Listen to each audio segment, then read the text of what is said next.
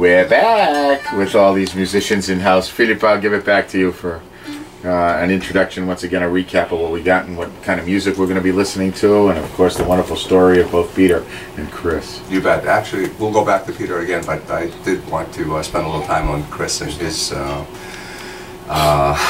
craft and his story.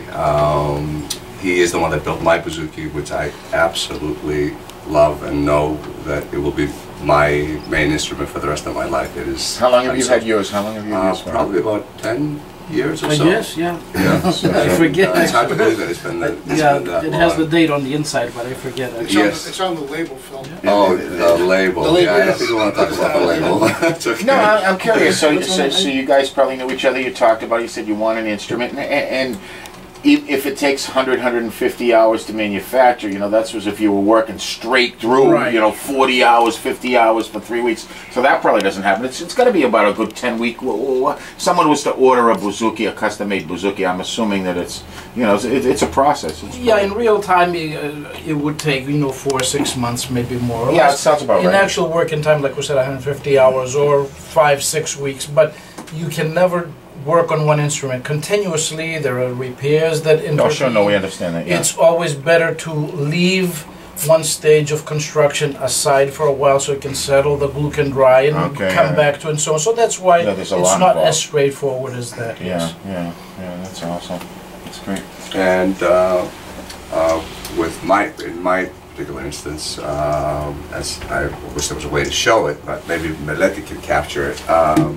My goal was, I mean, you can get a standard bouzouki just about anywhere from Greece, and I was hoping to have something that was a lot more natural in tones and colors and in materials as well. So the classic look tends to be a very high contrast, you know, black and white pearl, a lot of ornamentation. I wanted it to be a lot more simple. Yeah. In look, and again I see the hand painting. The hand painting is done by you guys as well? actually it's not painting, those are, believe it or not, those are actual materials of that color that he has embedded into the It's like a marquetry, I forget what the term is right now, but we actually cut the different pieces that you may see there, the different flowers or stems or pearl abalone. yes, pearl abalone. Very difficult to a lot cut. of Very detail, difficult. a lot of Oh, detail. that's pretty cool. Look at that. And again, the material is very. So the aesthetics of the instrument are, you know, is equally as important as the actual, you know, the sound and the acoustics from an actual manufacturer. From It from is, your hand. yes, Yeah. yes, Yeah. because we obviously try to produce the best possible sound out of an instrument, but as a craftsman, it is important to make something that is aesthetically appealing, and you treat it like an artist treats a painting. You kind of approach it the same way to make something aesthetically appealing. Well said. Well said. All right, shall we? What instrument are we going to next, Filippo? What are we going to play? According to Charlie, we're going to do the Zempekiko to Eudokias. That's it. I think you know that one. And so bouzouki, I think there'll be some wood in there too, right now. I think so. Okay, yes. You don't think Mal's he's gonna improvise no matter what? So. I don't know the songs. And the baklava, which I think is one that Chris has made. Is that right? Did you make this baklava? Yes, I did. Okay, Yes, you yeah, did. And Charlie. And he made this bouzouki as well, Yeah. which is also very ornate. All cut, hand cut, mother of Charlie, they pearl can't and hear you if you're not talking in front of the mic. sorry. Oh, yep. It's all, yeah, I forgot. It's all hand cut like Phil's. Abalone and mother of pearl. Takes a lot of work, Yeah. a lot of hours. All right, so here we go. Let's hear some of these great instruments.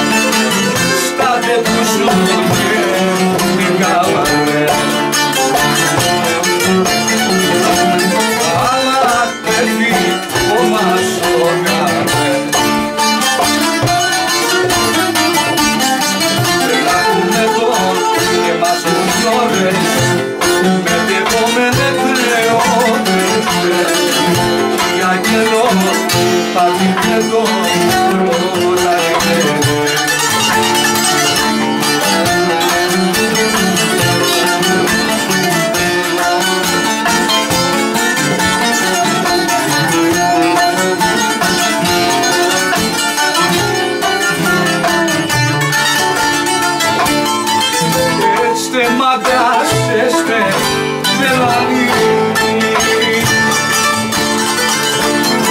κράτα Botaniko, όποιο τα είναι. Έτρεμε βρε καρδιά και μάγε,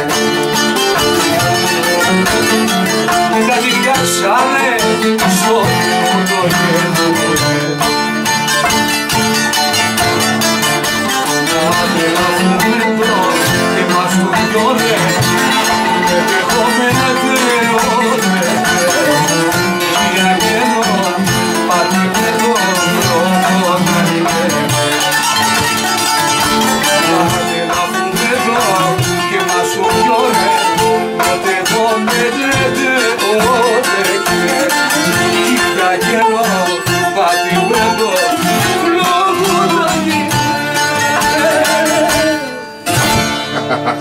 Well, Opa is right. We have a very special put-together band today. The musicians are, of course, Phil Papadopoulos, Charlie McCready, Jimmy Spiros. We have our very good friend Malcolm Barsamian, and young man, what is your name once again? What is it? Nick. Nick, another Greek. Nick, you think? And of course, Peter Kyvelos is the correct pronunciation, and Chris Padazelos, the musicians. So that's awesome. They're all in studio, and the music that you are hearing, the instruments again made by Unique Strings of Belmont, of which Peter and Chris are partners, I guess, and just doing a great job. All right, so we got lots of music in store for you. The story will continue about how they got Philippa, let's get back to music. some more music here. Actually, before we do that, Teddy, I just want to tell you that they are so humble and so laid back, and the place that they do all their work is such a a very small little shop that you would not notice if you drove by. However, Give the location for those of you. Correct me if I'm wrong. Isn't it? it's on Trapella Road. Yeah, but we're on Trapella No, Road. it's Belmont. Belmont Street. Belmont, it's on Sorry. Belmont Street. 165. 165 Belmont Street. It's Belmont. It's by the old Rosen's Pharmacy. By the old Down Rosen's. one block down closer to Cambridge. Closer to Cambridge. Across from Stone One Tight block Windows. from Eastern Limoges. One block from Eastern Where's Limoges. that place across the street? Stone Tight. Stone Tight. Right across from Storm Tight. Yeah, Diagonally. Diagonally. There's an On the Irish bar, Belmont there's a bar side. there. On the Belmont side. Conley's. Everybody goes to Conley's. Yeah, Conley's. Right Conley's. across the street. Right across the street from Conley's. Next to Okay, the so you're on the laundromat. Cambridge side of Belmont Street. Right. Belmont of Cambridge end of Belmont Street. okay, Yes. right there. But what I wanted to say is that, again, given all that humbleness, what we often forget is that Peter, 10 years ago, I think, was awarded a very special honor by, The National Endowment for the Arts. Really, National Endowment for the Arts. and I'd like if you could talk. Yeah, go ahead. Tell us a little bit about that. What was that? How did it come about? It's the nation's highest honor that they give to a traditional artist. Really? And they selected out of hundreds of people, across the nation. And it was quite an honor, quite honestly, really was. And then we went to Washington, my wife and I, and my children, and we were there for 2 or 3 days. And they just How did they discover you? Somebody must. It's the National Endowment. The way that works, I believe. Now I may be incorrect in this. You may know better. Yes, what happens is from throughout the 50 states, local cultural organizations propose or submit certain nominees. So each year there's about at least 300 nominees, and out of that it's narrowed down to about a dozen. Yeah. And Peter was one of the fortunate few that were selected. And there's several criteria, you know, artistry, merit, and so on. And Peter was one of the people that was awarded, I think, in 2001. That's correct. Yeah, that must have been a Yes. highlight of, was, yeah. of your It career was, and so yes. forth and so on. Yeah. So, Okay. and he does his work is done even on instruments that BSO members use. Yeah, so you're well known around the circuit, I can tell. Frankly, throughout the United States, you Yeah. know, I get lots of instruments from across the country and parts of the world as well. So, Yeah, yeah. you know. Now, each instrument that must come into your shop, I'm sure you're looking at it as, you know, you're not just looking at, you're looking at its own piece of art, and you're trying to basically either repair or enhance, I would think, an instrument, you know, to its, you know, top performance, right? Well, this is what we look forward to doing, but you know, we always have to keep in mind that no matter how bad the instrument was created by an individual. Sure. No, we're not talking about mass-produced instruments. Yeah, no, We're I'm talking, about yeah, we're individuals. talking about real. It's still that individual's work. Yeah. And we really don't like to change, you know, somebody else's work. We don't like to say, well, we can improve this if we do that, and we can improve that if we do this. Yes, if the varnish has been, you know, scraped off or whatever, we can, you know, restore that if it has a crack in the top. But we really try not to replace the original parts, you know, unless we absolutely have to, unless it's really been You know, I compromised think what you somehow. said was you're trying to respect the talents of the person who Absolutely. made this instrument Absolutely. prior to yourself. And so. we would hope that, you know, in the future, our instruments would be treated the same way by whoever, you know, at that time would be, you know, repairing them. And not just take them, you know, and just, you know, put a new top on and, you know, hack them up and stuff like that. Because they really represent not just a piece of wood and craftsmanship. They really take an awful lot out of us.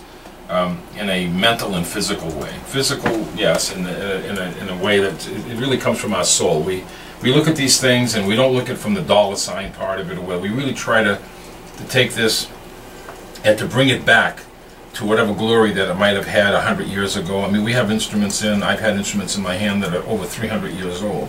Wow. And when you're looking at this instrument, you're saying, where has this been for 300 years? And I have an instrument hanging in my shop right now that's 300 years old, for instance. And you know, every time I look at it, where has that been? What ship did it come over? You know, certainly didn't fly what is over the here. story behind What is the that? story? What instrument is it? Is it a It's a violin? small, no, it's a small little mandoletta, like Oh, from, yeah. I believe that's what it's called, from Italy. And that's the oldest instrument I have there right now. And it's just incredible. When you think about, you know, even if it's 100 years ago, that's incredible. But to go back, you know, 300 years. Exactly, 3 centuries. Where has that been? Who's owned it? You'd love to know the history. I know the history of some of the instruments. You know, I know of one cello that hung for 42 years in the basement of a house. Man did not like it when he got it, and he hung it downstairs on a nail, and it sat there for 42 years. Yeah. And that's a fact, you know. So, the reason I remember that is because I was 42 years old at the time. Almost as old as you. And it was exactly as old as I was, and then I thought about my whole life, you know, from what I could remember back to my childhood at say 6 or 8 years of age until 42 years of age, and how much has happened in my entire life, and all this time this show's been hanging in this guy's basement. You can relate to that amount You of know, time. you know, something like that. It just fascinates me, you know. Yeah, that's it. All right, let's get back to a little bit more live music. Where are we going? Okay, next song actually we would like to dedicate to Charlie's daughter Caroline, whose birthday is coming up, and They're actually giving her a birthday party, breakfast birthday party right now as we speak. So that Charlie chose to come here in Well, I- respect I of told- I Peter told and my Chris, friend- in respect of Peter and Chris to keep That this I would be commitment. here, so I'm Let's here. make sure you double up on the chocolate when you get home, though, Charlie. All Well, I right. have to do You something. got to do something. All right, let's go a little bit live, more music. this here. is for Caroline, Amato, and little Charlie, and little Mark, and her husband Mark as well. Yeah. So What do you, happy birthday! you're going to do something. What do you? I'm gonna do something. Yeah, why don't you? Let's do the Botaniko. Would you like that? That sounds great. All right, let's do it. Go for it.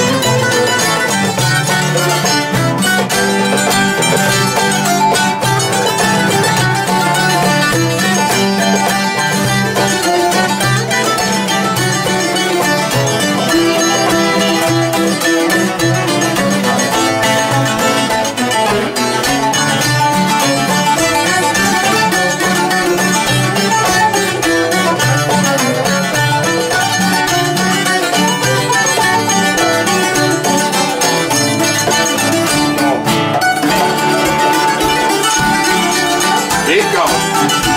Άκουκο! Μεγάλε!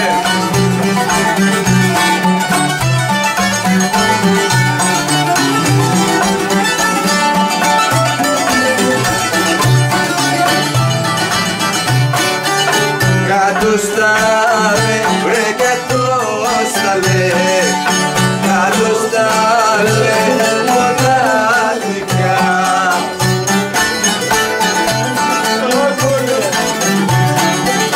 Κάτω στάλε, μοναδικά, έγινε φασαρία. Δυο μαχάναντες πιάσανε,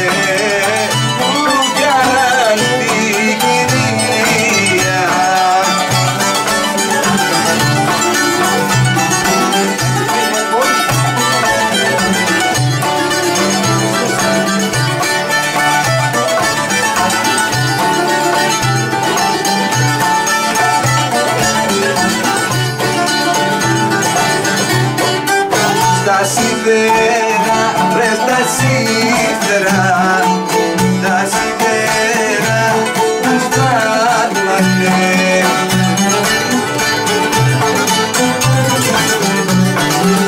Τα σίδερα τους βάλανε και στο κέφι τους πάνε, για δε βρεθούν τα δάκανα, το ξύλο που να πάνε.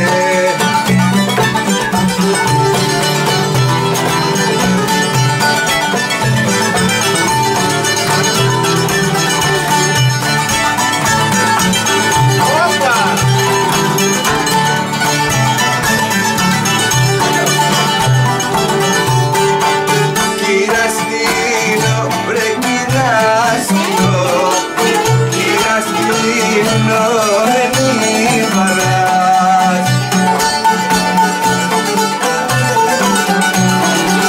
Κυραστίνο, με μη βαράς, αφού κάνα το ξέρεις, δεν βρεθούν τα λάκανα και στα πικρεύεις.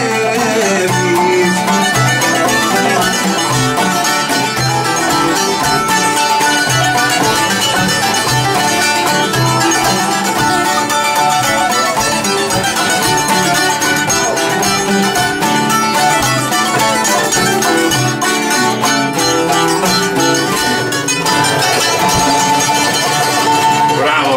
Happy birthday, Caroline.